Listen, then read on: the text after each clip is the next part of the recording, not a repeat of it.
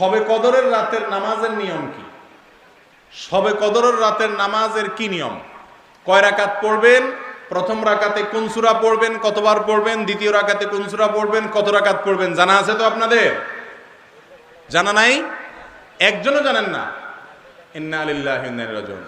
হাজার হাজার মানুষের বিশাল সমাবেশ, আপনারা একজনও শবে কদরের নামাজের নিয়ম জানেন না? এটা তো খুব খারাপ কথা ভাই, নিয়ম তো জানতে হবে। আচ্ছা আমি বলে দিচ্ছি, শবে কদরের নামাজের নিয়ম হলো অন্য যে কোনো নামাজ যেভাবে পড়েন শবে কদরের নামাজও একইভাবে পড়বেন। এই হলো শবে কদরের নামাজের নিয়ম।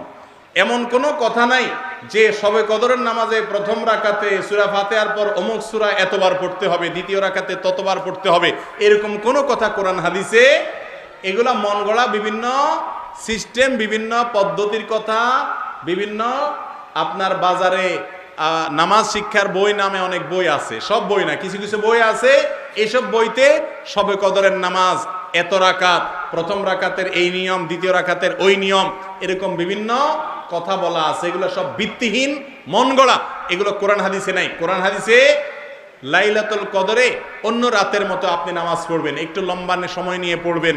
যে কোনো রাতের নামাজ, তাহাজ্জুদের নামাজ লম্বা সময় নিয়ে পড়তে হয়, দীর্ঘ রাকাত, দীর্ঘ রুকু, দীর্ঘ সিজদা, আস্তে আস্তে তেলাওয়াত, আস্তে আস্তে তাসবিহ এবং সময় নিয়ে পড়বেন। দুই রাকাত করে পড়বেন, যে কোনো সূরা দিয়ে পড়তে পারেন, একবার পড়বেন না দুইবার পড়বেন, সূরা ফাতিহার পরে সূরা, এটা আপনার ব্যাপার, কোনো সূরা নির্ধারিত না।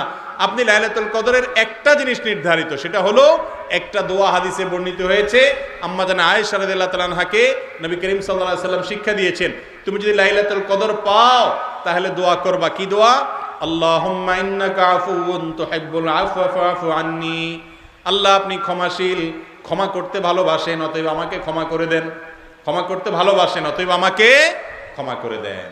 এই দোয়া পড়বেন লাইলাতুল কদরে। এছাড়া আল্লাহর কাছে যে কোনো দোয়া করবেন, দুই রাকাত করে নামাজ যতটুকু পারেন তৌফিকুল্লাহ পড়বেন। কোনো সূরা কেরাত নিয়ম নির্ধারিত নাই, সারা রাত আপনি দোয়া করবেন, ইবাদত করবেন।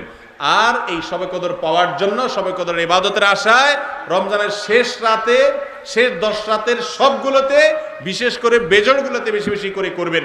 শুধু 27 তারিখকেই করবেন, অন্যগুলোতে ঘুমাবেন। এটা সুন্নাহ সম্মত লাইলাতুল কদরের তালাশ নয়।